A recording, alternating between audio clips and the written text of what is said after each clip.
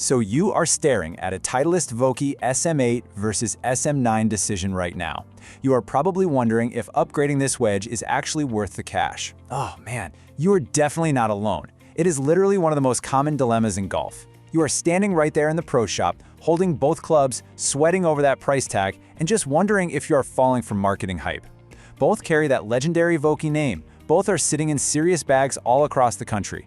But only one of them is the right fit for your turf, your swing, and let's be honest, your wallet.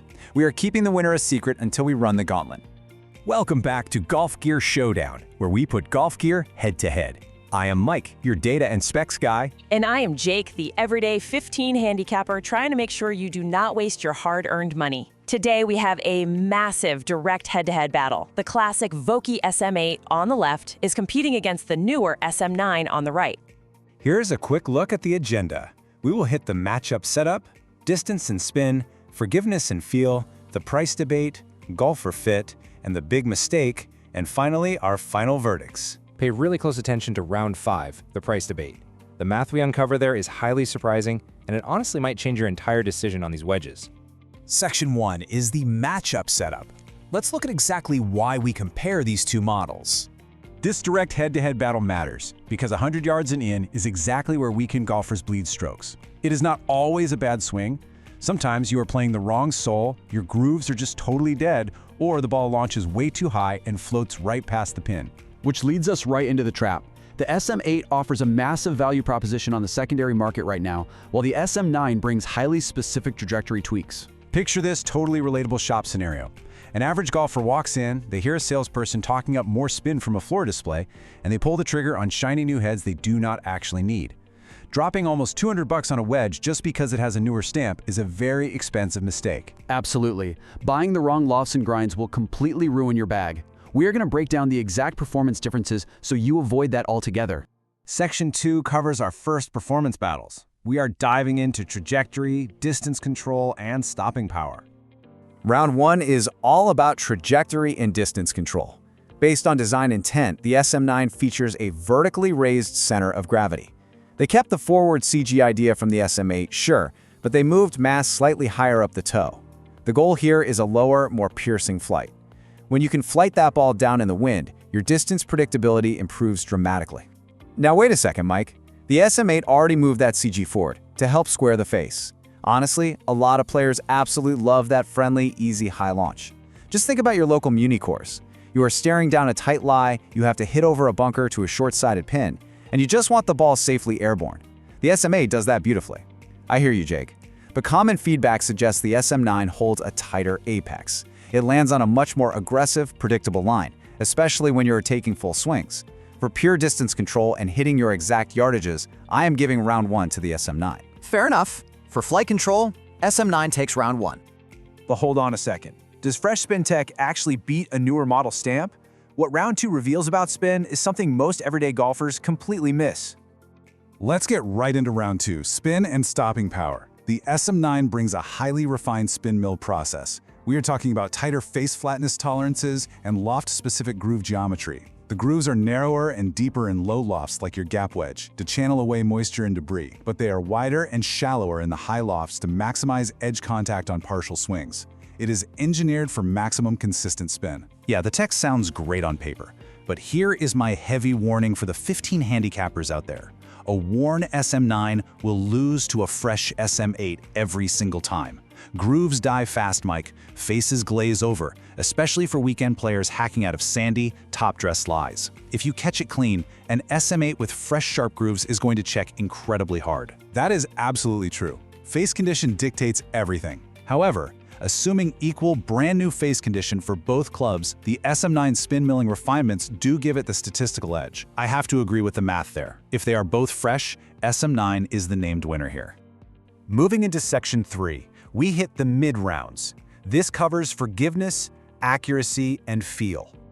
Round 3 is forgiveness and control. Look, neither of these is a bulky cavity back wedge. They are player-preferred shapes, so forgiveness here is really all about how the sole behaves when your strike is a hair heavy or a hair thin. As a 15 handicapper, I really want to know what happens when I hit slightly behind the ball. Does the sole glide or does it dig a massive trench? Exactly. Most golfers report the SM9 feeling just a touch more stable and compact through impact. That raised CG really helps control the face from twisting on slight toe or heel strikes, which keeps your ball on line. I don't know, Mike. The SM8 stays extremely live for me. It is just so friendly for getting the ball up on those nervous partial shots. Still, if we are strictly talking about strike consistency across the face and keeping dispersion tight, I will narrowly give this round to the SM9. Round 4 tackles the psychological side of wedge play. We are talking feel and confidence at address. We have the SM8 with that buttery, classic click that just inspires immediate trust. On the other hand, the SM9 feels noticeably more solid. Because they moved weight around, there is a denser mass directly behind the ball, especially in the sand and lob lofts. I strongly prefer that solid, heavy thud through the turf. Man, I have to aggressively disagree with you there. That classic click of the SM8 is what American golfers know from a mile away. When I set it down behind the ball, it quiets my hands instantly. A denser thud just feels totally dead to me on delicate chips. Feel is entirely subjective, so I think we have to call this round a dead tie. You make a fair point about the classic sound. Round 4 is officially a tie. So the SM9 definitely has an edge in flight tweaks and stability. But are they actually worth the extra money? Coming up is our highly anticipated price and value round, plus our golfer fit breakdown. Let's shift to section 4, the price debate. This is where we move from pure tech specs to real-world wallet impact. Here is the smart shopper move most golfers completely miss. It all comes down to the number 3. If you are building out a 50, 54, and 58-degree setup on a budget, 3 sharp SM8s easily beat 2 fancy SM9s and a random worn-out lob wedge you found in your garage. Man, that is the absolute truth. Think about the math here. 2 brand new SM9s might run you upwards of $350. For that exact same price, you can often find 3 mint condition, lightly used SM8s. Proper yardage gapping is critical to scoring. Exactly right. Having consistent feel across 3 wedges will lower your scores way faster than having one slightly newer wedge. For pure value and keeping your bag properly gapped without going broke, the SM8 takes a clear, undeniable win for round 5. Let's get into section 5, golfer fit and the mistake. We're going to match these to specific golfer profiles next. But first, here's some insider advice on a massive trap you want to avoid. The biggest buying mistake is shopping the badge number instead of the grind and the groove life. I've watched guys buy a low-bounce T-grind just because it looks like a tour setup. Then they take it to a fluffy muni bunker, chunk it straight into the front lip, and totally ruin their round.